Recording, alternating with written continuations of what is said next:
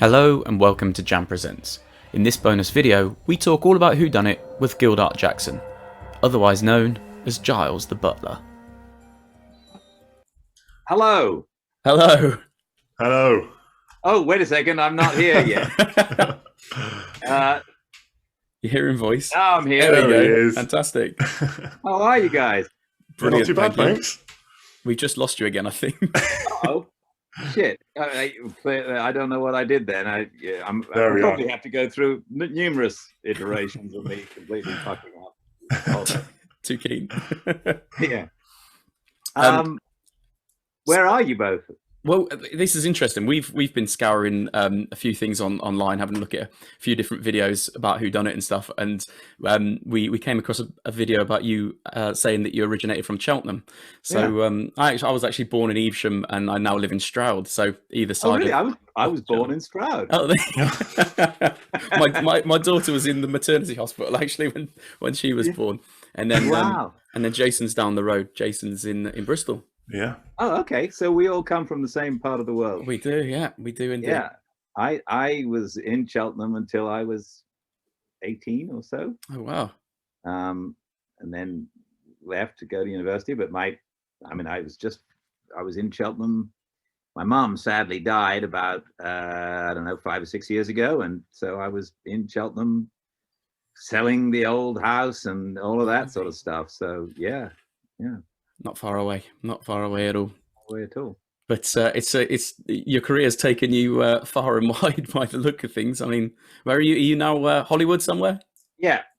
My wife and I and our daughters live in a place called Altadena, which is north of Pasadena, which Lovely. is all a little east of Hollywood, but a bit like living. It's only 10 miles away. It's just Okay. it's a big city and it's part of the city, but it's actually not. But it is. But, They're just growing, just expanding. Yeah. It's a huge city. It's like London. I mean, I actually probably think London is bigger. So if you live in the east of London, and you also, if you're in the west, you also live in London. You're all it's all London. Yeah, pretty much. We find a lot of people say that they live in London just because they want to say that they live in London. But I imagine Hollywood's exactly the same. Yeah, exactly. Although Hollywood itself, when I first came here, it was really quite run down. I mean, Okay. it was nobody really lived in Hollywood. Recently, it's had a facelift, and it's a much nicer place. When did you first go? Was it straight after you left Cheltenham? Were you over there then? No, or? I had another whole thing. I went to university and I became a barrister. Oh, okay. And then I left England with that qualification to just sort of mess around the world. I hadn't taken a year off between school and university, and I kind of wanted to mess around. And so I used my being called to the bar to get a job as a bartender in New York, which was a lot more fun than I can imagine. So I did that. I messed around America for a year or so. And then I sort of had designs on wanting to be to come to Hollywood to do what I did, but I wasn't really quite brave enough then to do that. So I became a lawyer here. I took the California bar exam and I became a lawyer out here. And I worked as a lawyer for several years. And one day I quit and I had enough. And I just decided I wanted to try at least to be an actor. I was about 30 or so now by that stage. So I quit being a lawyer and I started to be an actor. There's still time for us then, Jace. Yeah, just about, yeah. Yes, you young whippersnapper. I mean, we're a bit older than 30 now, but yeah, we've been doing the same career for 15, 16 years now. We're both railway engineers by really? trade. Yeah. So So in what do you do? What is a railway engine? The train, the engines? So actually, the track. The track now, yeah. Okay. Yeah, so we started on an apprenticeship back in 2005, and that's how we met. That's how long ago we met, and it's more we've been work colleagues because we work both in the southwest, and Cheltenham Yeah. being one of our Yeah. stations as well. Yeah. It's one of those that we've got to know each other really well over the years, and it was only during lockdown that we said we need to do something. You know, we have these conversations so often, and if there's something on TV, if there's something that we've not seen before, we'll have conversations, and we find ourselves talking for hours about it. And we said, you know what, is there anything in it? Could we just hit record on a Zoom call or something like that, and just capture our conversations and see where that takes us? And that's great. Yeah, it was about 6 months ago that we said, well, you know, we'll just store it on a hard drive somewhere. Then one day we might do something with it. And it was only when I started tinkering with it and editing it, and I thought, you know what, there's something in this. There's definitely something that I could make from it.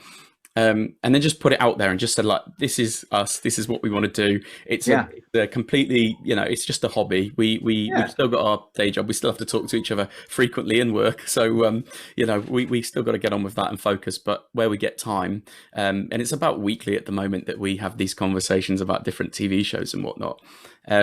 And then we reached out to a few of the contestants and then some of the actors from Murder in Small Town X, which was our first series. And Pat Battistini, who's a chap that we did our first sort of Zoom call like this with, it was fantastic. He was recounting all the stories from 20 years ago. And we found stuff out that we couldn't even dream of, like in TV production and stuff like that. So we said, okay, well, that's a great start. What can we do next? And we moved on to the UK version. Unfortunately, it wasn't as good, so we had to. That was a grueling watch. That was like 9-hour-long episodes, and we didn't like it that much. But we still, you know, it still created. We still had a great time talking about it. And our favourite contestant from the show, she's just a shining star. We got in touch with her, and she said, "I'll happily do a call with you. That'd be fantastic." And again, since we've been in touch with Pat, the chap that we interviewed first, put us in touch with the producers and the editors, creators of Murder in Small Town X. So we've since had another call with those guys as well. And there are so many people online. There's so many people on Twitter, Instagram that are just like we're almost bringing back their childhood memories, or, you know, well, some children, some much older, but it's something from their past that they remember. Really. Quite emotionally attached to. So it's been really, really good to get these sorts of things in. And for us, Whodunnit was the lift that we needed, because we moved from Murder in Small Town X. We went on a downward spiral through the murder game, and then we needed something really to bring us back up. And finding Whodunnit was it was one of those that a lot of people had suggested. They said, if you've done Murder in Small Town X, you now need to move on to Whodunnit, because it's such a fantastic show. And so what's it like then? I mean, because of course I was involved with it, so it's hard to know when you do anything. What's it like to the viewer? Of course. What's it like? Well, so we missed it first time round, so we never saw it 8 years ago. What did it play? Did it play on anything in England? No, not at all. No. So what did you watch it on? So someone's uploaded it to YouTube. So, oh, really? So we've just watched all the episodes through YouTube. It is on like ABC On Demand at the moment. I think it's still on there in the States. And I think a lot of people are, just watch it through a VPN and all this, that, and the other. But we were sort of sent links on YouTube. Watch it on here. Don't tell ABC. No, I won't. But so what's it like as a show? For us, it was fantastic. So you get the tongue-in-cheek humor, definitely, and the sort of fun of the thing. And that's exactly what it is. It's fun. It doesn't take itself too seriously. I often get hung up on these sorts of programs where people are there's bad blood between people, or people are bickering and things like that. But actually, I think it makes the show somewhat by seeing people fall out over the most insignificant of things. But then you also have to think on the flip side of that, they're trying to win $250,000, so you can understand why there's some backstabbing and stuff like that. But it was you that stole the show, and I'm not just saying that because you're here or anything like that. But the very first episode we watched, because we don't text very much when we're watching the shows, because we want it all to be quite fresh when we talk for the podcast. But the only text that we sent was, Giles is incredible, because the character that you portrayed is just absolutely fantastic, and it's that's good. it's that Thank you. British butler, and it's that exactly Yeah, what you think. exactly. You've got the you know, and you know, we were all familiar with Batman comics and things like that, and Right. you know, where you've got you're gonna have to help me with his name, Jason, because it's completely Alfred. Alfred the butler. It's that who, sort of, you know. Strangely, I am currently playing Alfred in the new Warner Brothers video game, the Batman. So chances of that. So, you know, I'm fucking. Well, probably I shouldn't say that, but No, it's fine. I'm a butler forever. My mother would be so pleased with me for being a good butler. It's a British accent, podcast. Yeah, exactly. British accent over here. I think if we watch anything going forward, then and there's someone trying to portray a British butler and it's not you, then it's going to let us down, isn't it? Excellent. Yeah, it was very interesting to make that show, because and clearly it didn't get picked up for more shows. So, you know, I think it was not.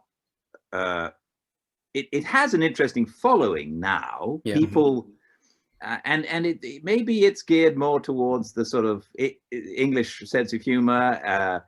I think people in America, a lot of people didn't quite get that it was tongue in cheek. There was like, what? Wait, did the actor really die? Did the person really die? What do you mean? And it was. And we were like, oh God, really, you're not getting it. You're not understanding that we're kind of having a fun time. You can win a $250,000, but you also, you're having it's entertainment. It's supposed to be fun and funny. And all that stuff. Definitely, yeah.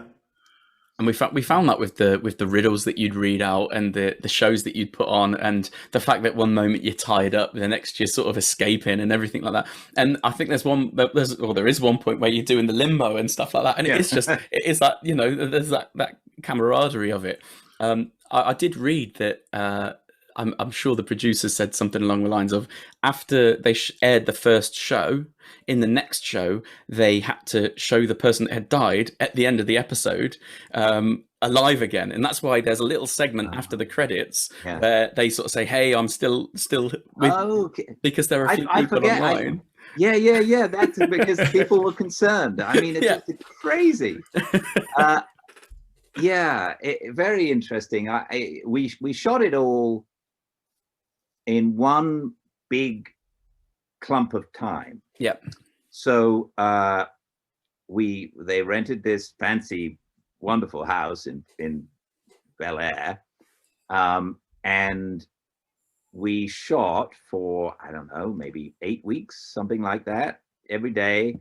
And they were all, I think they lived in the house. I didn't live in the house, but I think they lived in the house. I don't know why I can't. It was quite a long time ago. That's how they portray it. They do portray that. Yeah, they try to say they that did live in the house, and maybe they got weekends off occasionally or something. I mean, it seems like a long time, 8 weeks to. I don't really remember what their deal was, but I would just show up in the morning and pretend to be, you know, coming out of the butler's pantry or something ridiculous, and we then. You know, it was orchestrated. So the guy behind it, his name is Anthony Zyka. He's a sort of TV phenomenon. He created CSI, which has made, you know, hundreds and hundreds of episodes. So everybody was a bit excited. ABC was a bit excited that he was the golden boy and that this was going to last for another, you know, 15 seasons like Survivor. Sadly, it didn't do that, but. I wish we were still making it. Yeah, and I'm glad that you say that you wish you were still making it. You enjoyed the role then. You had a lot of fun. It was so much fun. I mean, it was a different kind of job because I don't, you know, I'm predominantly an actor. I mean, that's what I want to do. And this was it actually, I think I was quite well cast, and as in retrospect. Because I am quite good at being extemporaneous, and it was, it was a good role for me. I mean, I fit the role well. But also I like just the thrill of doing something new. It was an adventure, and we were all kind of on this adventure together. So we didn't really know what the hell was going to happen. And nobody's ever, at least as far as we knew, nobody had ever really done something like this before. So it was a real adventure trying to make this thing. Every day was a thrill. And then I had, so Anthony would write what I said. So I had to remember it, and there was a lot of changing happening moment to moment. And then, you know, it was quite fun when I would extemporize. But mostly I remember just really having a good time, because when we said go action, I would walk out and I didn't know what was going to happen, because these guys, the contestants, they weren't actors. Yeah. They were really, you know, they knew it was tongue in cheek, but they wanted to win. They wanted to get the clues and make it work. So there was a real incentive for them to play hard, and they did. And I remember, I definitely, you know, there were some who were less appealing than others. But I remember Gino was a really nice guy, and he was always, and several of the girls too were very sweet. But everybody wanted to win. They all wanted to win, understandably. I mean, they put aside a bunch of time and hoped to come away with a bunch of money. Yeah. And I appreciate you. Yeah, you probably can't name names in terms of those. But yeah, Gino came across really well, and there were a few others, as you say. Melina certainly. Melina was lovely. Yeah, she was really, lovely, and she came across really well.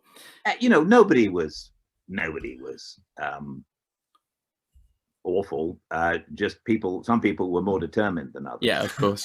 And when that happens, you can be a little ruthless. Well, it was one of those that obviously Cam won, and that for us was, I think he deserved it by the end of it, and what he'd gone through and what he'd done. Yeah, and I changed my tune. So for the first 8 episodes of the podcast that we've been recording, I'm saying, oh, I can't wait for him to leave. He needs to go. He's not very nice. But then by the end, he'd actually won me over a little bit, and I was like, yeah, do you know what? Fair play. He probably did deserve it, because he stuck to his guns. He stuck to exactly the way he wanted to play it. But he was ruthless at times. Right. And, right. Yeah, I didn't know if it was one of those that you or the team or anyone that was working with you were, you know, a bit gutted that it didn't go to someone like Gino or Melina or someone like that. I think interestingly, there was somebody on the set whose job it was to make sure that we didn't cook the books, that we didn't read stuff. It had to be really, the winner won. You know, I mean, there was no manipulation. Everything was written, but it wasn't written that he would win. Yeah. So he won of his own skill and aptitude and brains. He was a smart guy. And I think that part was also great, that somebody was there and they really did walk away with a suitcase full of money. Yeah. It was great. I mean, as I remember it now very fondly, I have to say I'm sad that it didn't go on. That would have been. Yeah, and that's one of the things me and Mike said. We can't believe it didn't have a season 2, because obviously we didn't know about it being in the UK, and starting watching it and being like, what is this show, and why haven't we heard of it? Being 7-8 years ago, it should be a much bigger thing than it is. I know. Well, I wish it had been. I wish. Yeah, it's such a unique like game show plus a show in itself. Yeah. Yeah. I mean, I never really knew. You never really know the politics of why something happens, why something doesn't happen. I think you just have to sort of enjoy the ride. So for me, it was a great ride. I really had a lot of fun doing it. I had a lot of fun. You know, when it got released, it had a big kind of release here, and that was great. And it's massive on social media as well. In the shows that we've looked at before with Murder in Small Town X and the Murder Game, we've said that they would have benefited from having that and having the social media following and having people tweeting about the different who they think the killer is. And that was the unique thing about it, was that in the other shows or similar shows to Whodunnit, it's always an actor, or it's you're just winning for that weekend, and you know that there are so many different shows similar but not quite. And this is all about, it's Cluedo effectively. It's right. someone in the house who is going to be on this journey with you for the next, as you say, 8 weeks or 9 episodes, is going to end up being the killer, and having the audience not have a clue all the way through, and the chance to argue about it with your mates and stuff on Twitter and Facebook and things like that it's something that really helped, I think. But I still can't see why it couldn't work today, even more so with how things are now on social media. I think Netflix as well, being a big platform, something like that, there's got to be an interactive way of doing things on there. I'm not suggesting that Jason and I are coming up with it, because you guys come up with it, and I'll be Giles again. We know that when we write a butler role, then what was the name of the girl who was the murderer? Chris. I didn't know that. I had no idea. So, and that was one of my questions, actually. Yeah. I mean, it's everybody's question, and I had no idea it was her. And I would spend the day, and I'd come back, and I'd go to my dressing room, and I would sort of go through everyone and try to work out who the hell is the murderer. And that was a sort of game within a game. And I of course had an inkling about everybody, but I kept on changing. I'm like, could it be her? Could it be? And I didn't know. That's how we cottoned on to Chris early on, but it wasn't. It's just through one thing that happened in like the first or second episode, and we clung to that fact. And then everything she did, then it was almost a positive reinforcement that we're like, that's sneaky. But often it flitted between people in that, by episodes 4, 5, and 6, we're saying, you know what, it could be Cam, because you say he was bright. He knew he was a very, very clever man. And the things that he was coming out with, he hadn't even been to the crime scene, and he was coming up with this stuff. And you're thinking, and don't get me wrong, I know there's a lot that we're not seeing, because undoubtedly there's hours of footage that has to be, left on the cutting room floor. But there's so many times that you think, how on earth has he gotten onto that? Yeah, it was all very interesting how people actually played the game, because it really was a game that they were playing with serious-ish odds. And it was interesting when people would come up with stuff that you were like, what? How did you get that?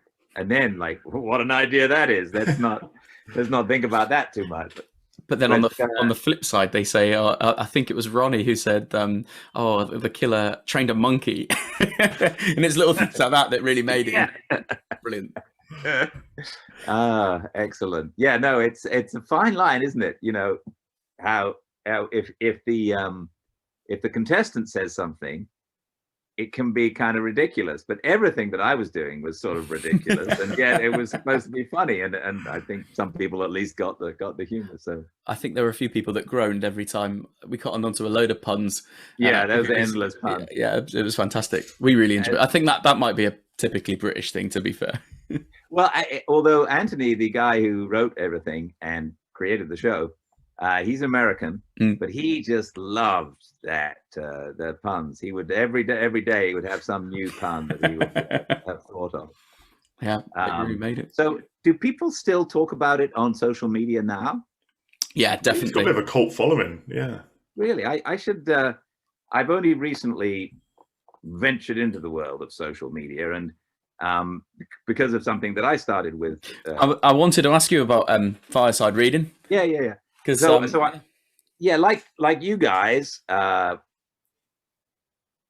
COVID, made me think about, well, maybe not like you guys, but when everybody got locked away, I do a lot of audiobooks. When everybody got locked away, I thought my mum, had she been alive, she would have been in Cheltenham in her little house all by herself, and she would have been lonely. and I figured that it might be nice to just read. And somebody told me you can do a live on Instagram, and so I thought, oh, I'll just do that. And if anybody wants to, and I'd had this idea a while back of sitting in front of a fire and reading a classic old book, sort of like a audio book on steroids. and so I just started, and I'm still doing it every day. And it's been great to sort of give a little something to people who might need it. And it's definitely like Whodunnit. It's not everybody's cup of tea, but there are some people who find it and come and read these great long books with me, old sort of classic old books. And it's very nice to do it every day. It's great to give a little companionship to some, and some entertainment, sort of classic old, and these books are very good. So I've been enjoying doing that, and that's to me been a plus side of the awful thing that we've all had to go through. Yeah, I think it's a really good, and it is a really nice initiative, like you say, and it's one of those that is so unique, because you're right. You could sign up to Audible and you have to pay your $9.99 a month or whatever you've got to sign up for, and then you're being promoted with all, spammed with all these. Oh, read the latest novel by this person, that person, the other. But then if you look at the classics with Dickens, with Conan Doyle, and things like that, there are so many that. I mean, I'm not very well read at all. I do love Sherlock Holmes. Hence, getting into the murder mystery side of things, I love it. But the sort of David Copperfield and Christmas Carol. There's so many that I know of, but I couldn't tell you a thing about what happened unless I've seen it in a movie. So. For that reason alone, I've just been sat there, and it was when we found you. I'm just listening along. I'm like, I can really get into this, and it hadn't even crossed my mind that there are so many people out there who do need companionship. And for I'm here texting Jason, and in the meantime, I've got you on in the background, and it's like, oh, hang on, there are people that don't have that other person on the other end of a phone. So that's a really, really fantastic. I think there's one other element of it which.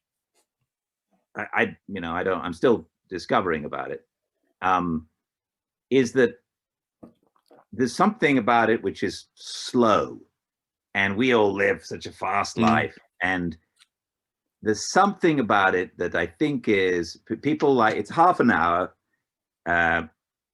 most days when I read, and I think what some people like is just finish work.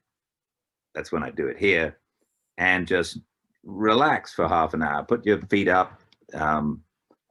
There's something about that, and just a simple thing, no cuts, no big quick explosions, just a very quiet little thing. I'm sure there are loads of people that can do it. I'm impressed with how you can. I read stories to my daughter every night, and I often read, and then it'll say she whispered, and there's me shouting it. I'm like, oh, now I've got to read that again and go back to the start of that sentence and whisper it. Whereas you're just quick on it. You can read, and I do read. I read beforehand to try to get those moments. Okay, but I don't all the time. I mess up as much as I don't. But. Now, there's something about being read to. We read to our kids a lot. I got read to when I was a kid. And there's something very nice about it. I don't quite know what it is, but it's very soothing.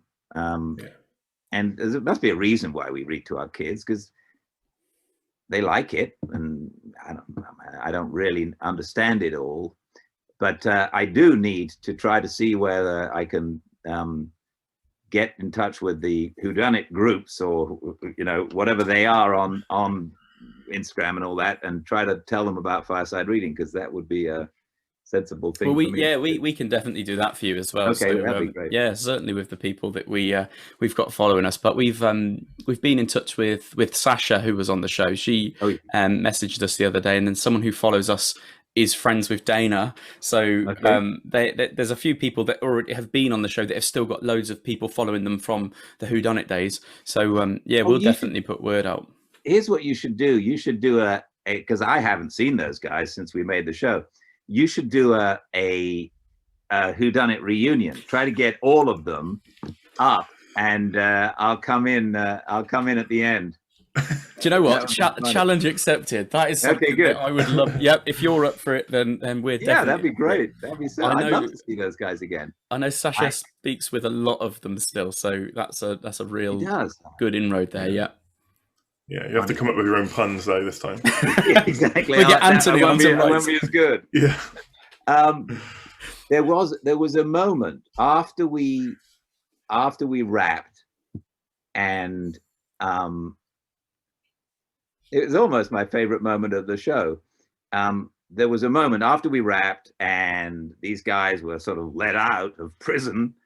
Everybody was gathering in the hall of that beautiful old house, and somebody had some beer and everybody was having a drink, and it was getting to be 8 or 9 o'clock at night, something like that. And so it was over, and they had to be, people were telling them, you know, where to be and not to chat too much and all of that sort of stuff. And so it must have been quite difficult for them. But they were all chatting, and I came into the room having taken my butler suit off, and it was just, you know, wearing jeans and a shirt. And it was a really fun moment for me, because they all turned around and were like, oh, just so surprised that I was not a real butler. There's a real person behind this. Yeah, there's a guy who's going to get in his car and go home in a second. And they all were really sweet and very complimentary, and that they really enjoyed that sort of the relationship which we'd all developed over the time. It was great. Yeah, that's really good. And it is that it's a whole experience, isn't it? I think it's not just a one-off where you meet for a few days and then on to the next, you know, with a lot of TV shows that, you know, you might be in the same room as someone for a few hours and then you never see them again for the rest of your life. But yeah, although it was quite strange, because my with that one exception, which was, you know, not long, I had a beer or two and then went. With that one exception, I only ever interacted with everyone on camera. Blimey. Because, you know,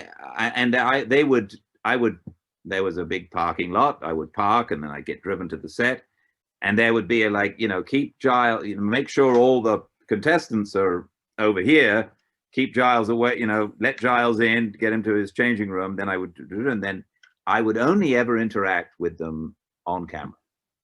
So there was never a let your hair down moment. Never break the wall or anything like that. But were there long waits in between shots? Because if you got there in the morning, you'd then do your piece, and then I guess they then go off and do their puzzles or whatever they've got to do, and then you have to then come back. Or is it filmed over such a long time that you can do? No, it was, maybe it wasn't 8 weeks. Maybe it was more like 4 weeks, but I can't really remember. But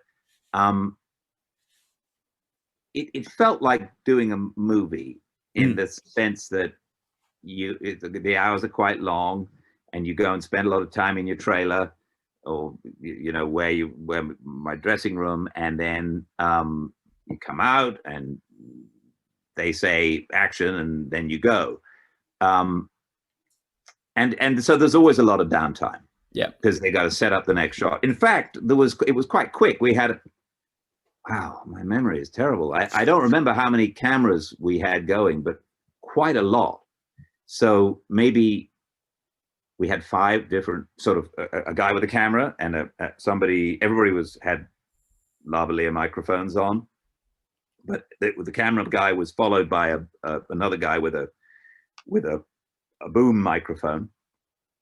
So each little team ran around, and they would follow, this person was going to follow Gina, and this person was going to follow Cam or whatever, and or their teams. And so and that must have been quite intricate for them, because they had to make sure that they weren't in one another's shots. Yeah, because we never saw it. But you can basically do that by shooting from this side that way, and then everybody's over here. And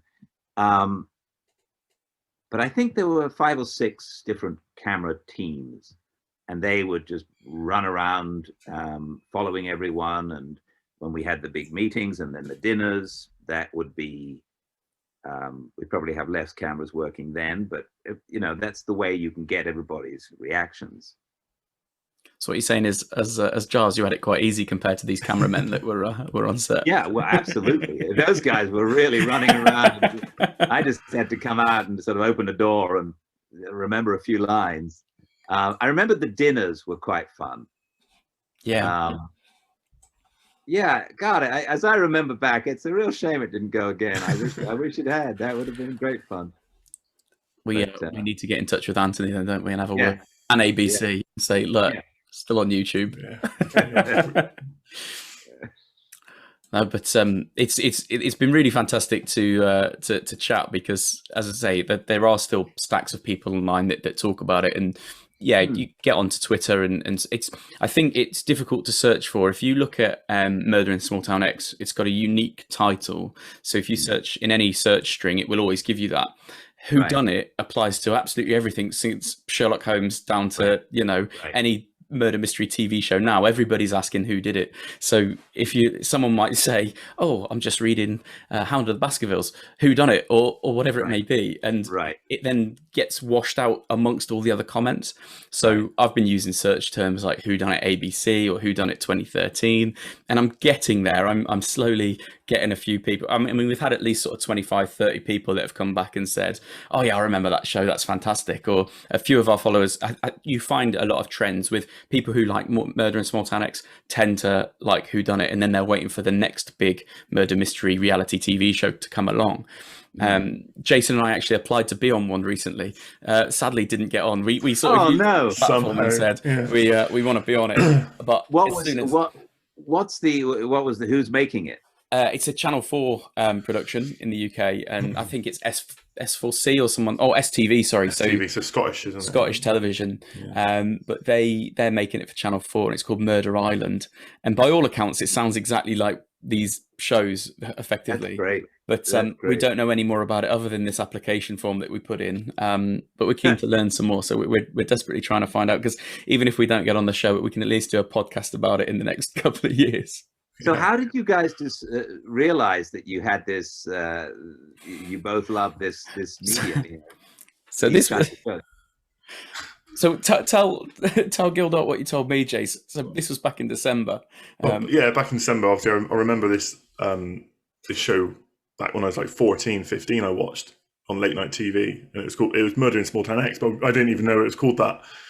And me and Mike watch a lot of the same TV and a lot of the same films. So I said, well, if we can search it, let's just watch it cold, don't research it at all. We'll just watch it, and then we'll just chat about it. And obviously Mike had the idea of recording it, and then it sort of went from there. But it's completely different from what I remember. It was, huh? Yeah. But better. In terms it was better. Yeah, it was one of those. It shocked us at how good it was, and then Whodunnit as well, because we thought, well, there's nothing that's going to beat Murder in Small Town X. It's a fantastic show. It's a real gritty drama embedded in this reality TV show. And then Whodunnit came along, and we just laughed at every single moment. Good. It was fantastic. Oh, that's good. That's good. But yeah, been wonderful. No, well, that's great. I'm so glad. It made me very fondly remember what was it? It was 8 years ago, yeah. And that's always our intention. Like we're quite reserved when we approach people. We're not, we're genuine people. We're not ever here to sort of dish the dirt on this, that, or the other, anything like that. But it was one of those that we never want to approach people and bring back bad memories. The last thing we ever want to do is approach someone for them to say, "Oh, please don't talk about that. That was the low light in my career. I never want to talk about that again." And we're like, "What? It was amazing." If you'd have come on and been like, "That show, oh, that was rubbish." Yeah, no, it was fun. It was fun, and I really I liked seeing your inquiry, and thank you for getting in touch. That was great. Thank you for your time. Yeah, thank you very much indeed. Yeah. Well, I hope it looks pretty sunny behind you, Jason. Oh, it's very hot at the moment. Is it? And what time is it at the moment? So it's 20 to 9. 20 to 9. Amazing. 20 to 9. It's boiling hot already. God, crazy. Still plenty of light left to have a beer outside, I think, tonight. Exactly. That's it. The pubs are now open, so you guys can go and make merry. Yeah, that's true. Actually, that's true. Well, Thank you for your time. What we'll do, we'll definitely be in touch when it comes to getting a reunion together. That'd be great. We'll definitely get in touch when we get the green light for a season 2, and we'll also get a writer's credit there. There you go. We'll put a few puns in there for you, and then we'll also definitely spread word about Fireside Reading, because it's wonderful. It's very good. Thank you. Really good, guys. Thank you so much for getting in touch, and I hope we do this again with all the guys, with all the contestants. That'd be so much fun. We're doing it, definitely. All right. Thank you very much, Gildart. Appreciate it. Cheers. Bye. Thank you. Bye. Thanks for watching, and please check out Gildart's Fireside Reading on Instagram. We'll be back soon with Series 4 of Jam Presents, where we'll fly into outer space. Or will we?